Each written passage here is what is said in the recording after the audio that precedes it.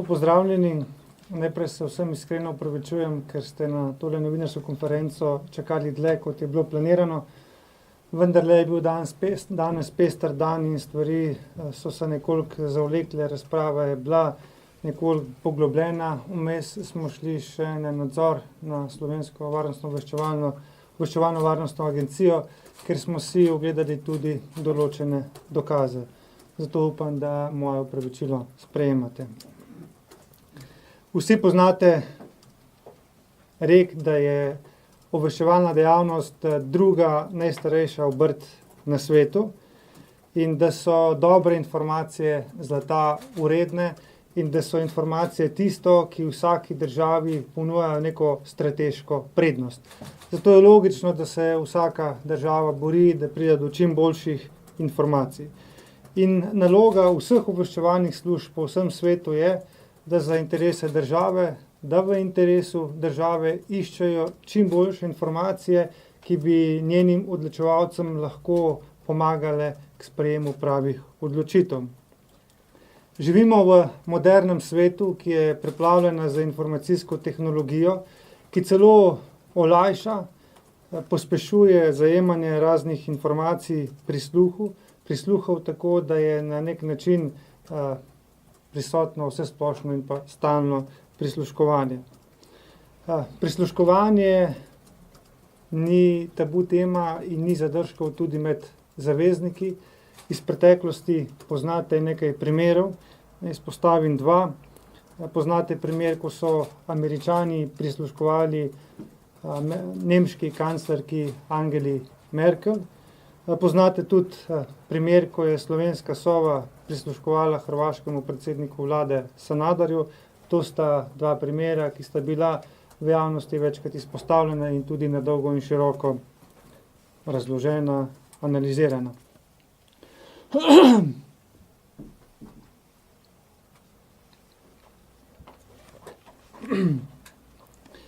Pri arbitraži je šlo za velike vložke, za pomembno stvar za obe dve državi. Jasno je, da arbitraža ni bila v interesu Hrvaške, zaradi tega, ker pri arbitraži štejejo argumenti. In argumenti niso bili na strani Hrvaške. In Hrvaška se je od samega začetka prizadevala, da bi kompromitirala samo arbitražo kot način reševanja mejnih sporov na Balkanu. Ker če bi arbitraža obstala kot način reševanja mejnih sporov na Balkanu, potem bi Hrvati več ali manj vse mejne spore, ki jih imajo z vsemi sosedami, izgubili. Zato je bilo v njihovem strateškem načrtu, da čim prej, ko le lahko, kompromitirajo arbitražo in jo na nek način onemogočijo. Zato pri taki igri, pri tako pomembni strateški stvari, hrvaško prisluškovanje ne bi smelo biti presenečenje za kogarkoli v Sloveniji, ki se s temi stvarmi ukvarja. In naša komisija je tudi pogledala in podrobno analizirala, kako je Sova pripravila našo projektno skupino, ki je delala na arbitraži, kako jih je protiobveščevalno ozavestila, kako jim je podala primerne informacije. S polno odgovornostjo lahko trdim, da je Sova svoje delo opravila dobro.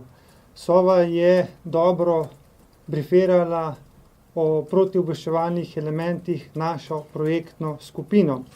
Sova je predlagala številne varnostne in samozaščitne ukrepe.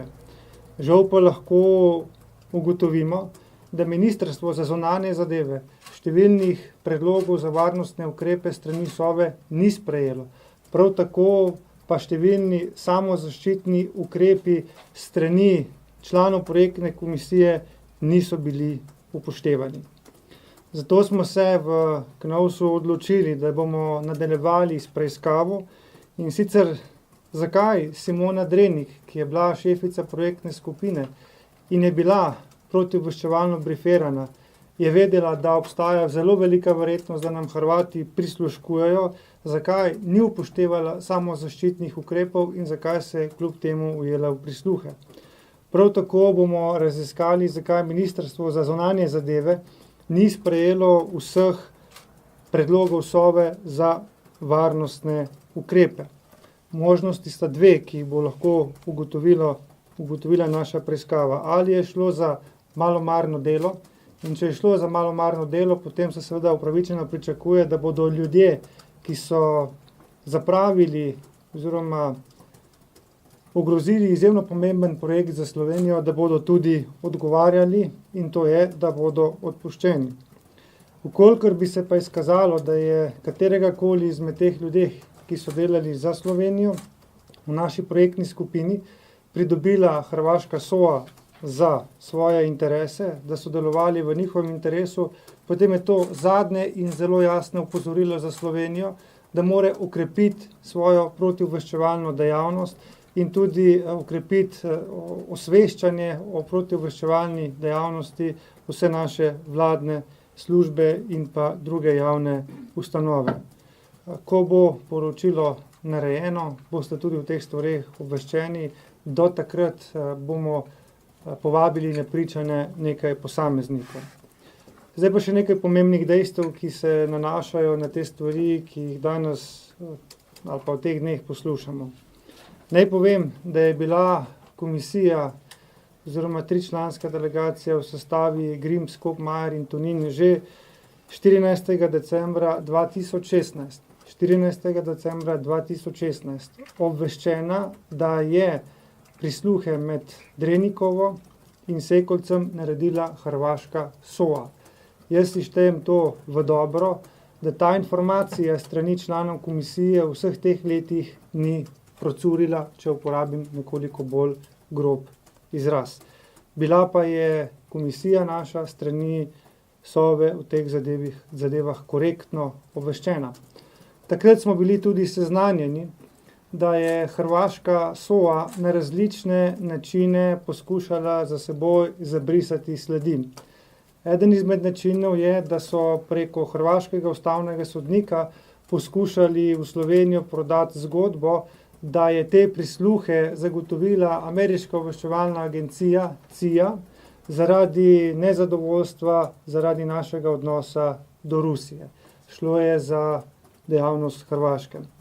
Prav tako so preko nekaterih medijev poskušali lansirati zgodbo, da so te prisluhe zagotovili nemški obveščevalci strani BND-ja. Tudi to je bilo delo hrvaških obveščevalnih služb.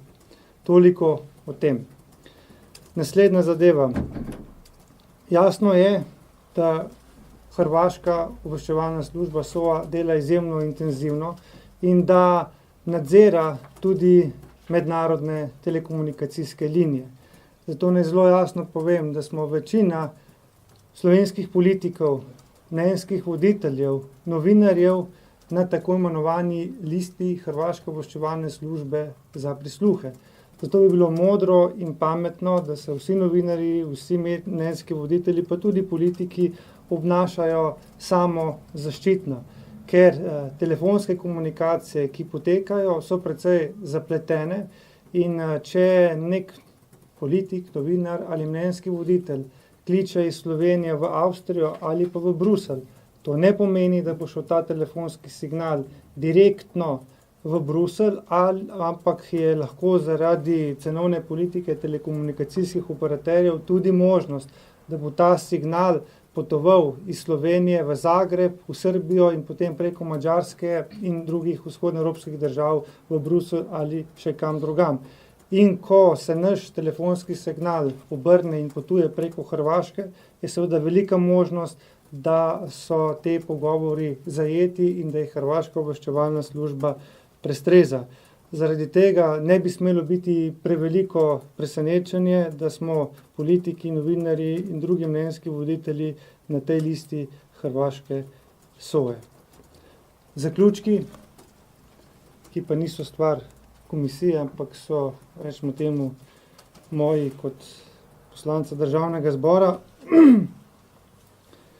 Prvič, hrvaški vladi se seveda ne more verjeti na besedo. Edina stvar za prihodnost, kar nam mora biti v poduk, je, da pri hrvaški vladi štejejo samo dejanja. Ko gledamo zdaj nazaj, je bila seveda napaka, da smo Hrvaško spustili v Evropsko unijo, preden je bil razrešen mejni spor. Uporabiti bi morali podoben pristop kot Grčija v primeru Makedonije, ko so jih spustili v zvezo NATO šele, ko so de facto dejansko spremenili ime. In to mora biti poduk za vse naše prihodne posle z vlado Republike Hrvaške. Vlada in mediji, ki so v zadnjih dnevih sprožili močno ofenzivo v zvezi z hrvaškim prisluškovanjem, so na nek način pokazali, da Slovenija ne bo tolerirala agresivnega hrvaškega pristopa v zvezi s Slovenijo. In tretjič, kako rešiti ta spor, kako rešiti ta mejni spor, ki obremenjuje Slovenijo in Hrvaško že kar nekaj let. Morda se na prvi pogled zdi in dejansko tudi obstajajo številni indici, da tako v Sloveniji kot tudi na Hrvaškem nekaterim ustreza, da ta konflikt tli, da ta konflikt ni zaprt. Je pa jasno, da od te razsodbe